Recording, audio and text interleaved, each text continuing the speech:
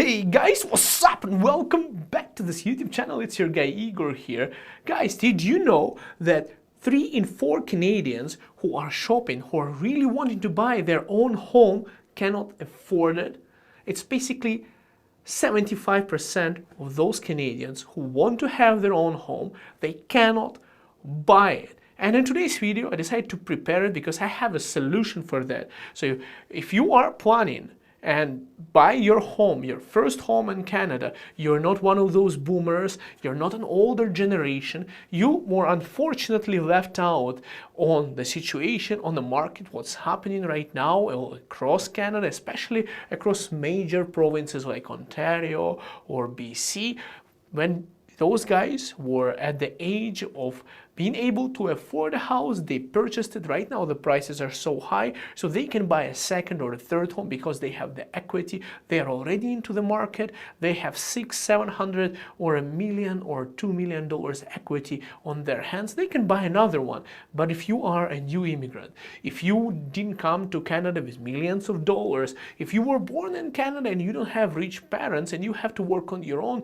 majority of young Canadians cannot simply afford buying anything in those cities. So I decided to make a video for you, the reasons why you should consider buying your first house, townhouse, condo, duplex, whatnot, here in Calgary, Alberta. Let's look at the housing affordability statistics. Let's look at Vancouver area first, and I have it here. I'll show it to you on the screen so you can have a look at those statistics also by yourself. Victoria, BC, or Metro Vancouver area. In Metro Vancouver area, an average house, if you can say, it cost $1.313 million. That is, with the average income after tax of a household, meaning your entire family working, that would be $69,457.50. Which means is that monthly mortgage payments for that kind of property, an average property in Metro Vancouver in BC, is 109%. Which means is that lots of homeless people are going to be there because they simply would not be able to ever afford it. How can you afford something if you put all of your money, combined incomes, into the mortgage payments? That's just outrageous, and you cannot afford a house there. Then if you look at Victoria, BC, well, you're in luck. You have about 15% of your income left for food, for your child expenses, for your car, whatnot, because you'd have to give away 84.52% towards your mortgage payments. How amazing is that? This is just horrible, guys. Let's look in Ontario. You would think the situation is better there, and it is better. You only have to, in GTA area, with an average family income of $71,852, you would only have to have basically 101% of your income towards your mortgages. It's a little bit less than Vancouver. And Barrie, Ontario, 76%. Hamilton, Ontario, 76.22. Ottawa, 65.18. Kitchener, Waterloo, Ontario, well, 63.58. London, Ontario, 62.59. Kingston, Ontario, 55.78. It's still half of your income has to go there. Halifax, guys, if you look at Nova Scotia, 55.77, that is still expensive. Windsor, 54% of your income goes to the mortgage, and probably Sudbury, Ontario is the most affordable area in Ontario, is 40%. So that's how much money goes towards your mortgage. Here is the craziest part. The number one most livable city in Canada is actually not Vancouver and not Toronto, even though they're in top 10. Number one is Calgary, and it is ranked number 3 in the world. And that is based on the accessibility to the healthcare, lower crime rate, and, transit, and basically all those factors taken care of, including the affordability of the homes. There's like 38 or something factors that they rate the cities based on that. Well, and Calgary is number 3 in the world and number 1 in Canada. Guess how affordable is the average house here in Calgary? Well, if you look at statistics, guys, average property here in Calgary, sale price, according to the 2022, is $528,440, and an average household income is actually $79,642,500. So if you look at Ontario, in Alberta, in Calgary, we make more money here, and towards the mortgage, you will be paying 38.29% of your income, which is very manageable. So the housing prices are like double less, income is higher, and you pay less money for your mortgages. So in terms of housing affordability, guys, if you are searching for whichever city to buy it, I mean, I'm not against any Manitobas or Saskatchewans or any other cities. They are cold and boring. And I'm not against Edmonton or Dedmonton, how some people call it. I just make fun of those cities. I mean, I'm not against any of those cities, guys, or places. But number one in Canada, number three in the world, and more affordable than Ontario or BC. There's a bunch of other cities here in Alberta that are affordable, and I do recommend looking around, but Calgary is still my preference personal. I moved here from Ontario myself. I lived in Scarborough. I thought it was a great place. Once I moved here, I only found out that Scarborough was not the greatest place. And now I'm stuck here in Calgary because I don't want to go to Ontario anymore, or BC, because of the prices there. I'm feeling very comfortable raising my family here. So that's one of the reasons, guys. What is the next reason? If you look at this graph, you're going to realize that Calgary market is not hyper-inflated like it is in Ontario. There is no bubble. If you look at all the years starting from January 2005 and until January 2021 on the prices, you would be able to see that the market was more or less the same. At some points it was going down even.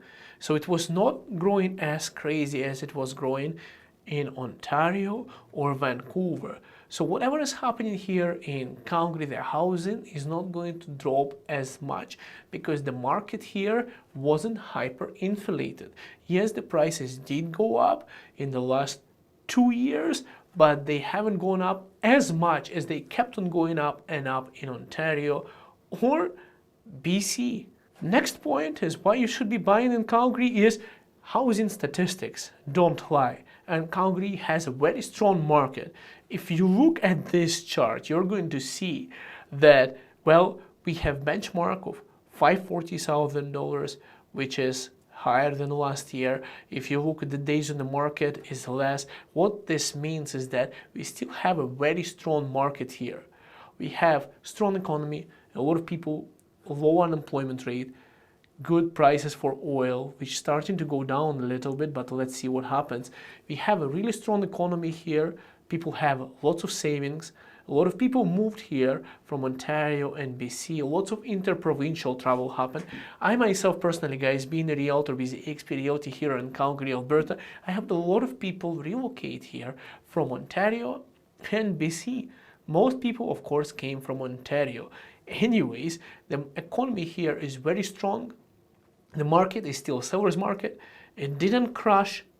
The prices didn't go down as they went in Ontario, like Toronto, or like they went down in BC from what I heard, because we didn't have so much of bubble here. It's still a good market to invest your money in 2022, in my opinion, guys. So this is why you should probably consider moving to Calgary. My main recommendation is to do it right now and to do it really fast before everyone else starts moving here, because that's one of the best places to live and most affordable cities. For now, I repeat, for now. For now, this is the place to be. In the next 2-5 years, it might change because more people and more investments are pouring in and pouring in. Eventually, the market is going to be spoiled here. And if you're your first-time home buyer, if you're searching for your first home anywhere in Canada and you just want to get some real estate and you want to have your own place to stay, I highly recommend considering to move to Calgary. I'll leave all of my contacts in the description of this video and in the comments section as well. By the way, my wife, she's also a mortgage broker with DLC Clear Trust Mortgages, and well, she's licensed in Alberta, but she can pre-approve you in different provinces as well through her brokerage. Her contacts would be in the description of this video. You can actually pre-approve yourself by downloading an application on your cell phone without even have to go through the pre-approval process or pull in your credit history. But if you want to get, pre-qualify yourself, but if you want to actually get a pre-approval, then there is a separate link on this channel. You can do it for yourself as well. It's very secure and safe and goes directly to her confidential source where she's working with the brokerage and everything. So you're very safe using that link and uploading your documents there. It's safer than your own email. So these are the reasons why you should consider planning, purchasing something. If you're anywhere in Canada and you are fed up of Ontario or BC and you cannot afford, come here and do that fast before it goes up. Then you might have to move to Saskatchewan, Manitoba, or other more boring and less vibrant places than my favorite Calgary. We'll see you next video. Thank you so much for watching, guys. I haven't published much content recently. I was too busy with real estate. I'm actually also shopping for a home for myself. I'm shopping for a third mortgage right now, guys.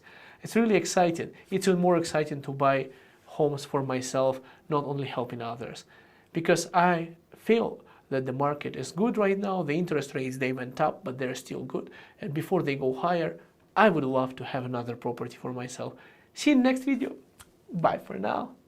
Thanks for watching.